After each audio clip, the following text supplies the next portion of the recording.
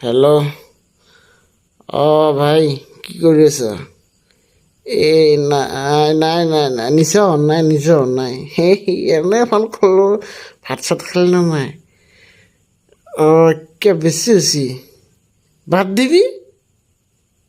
কি কথা কবি? বাদ নিদিবি, বাদ নিদিবি কিন্তু এতিয়া ভুল নকৰিবি এতিয়া কালি কালি কালি লগ কৰিবিচোন মোৰ লগত একবাৰ। নাই মাল নাখাওঁ কালি তোৰ কথা আছে। মদ খোৱা কিন্তু বাদ নিদিবি, গম পাইছা নাই?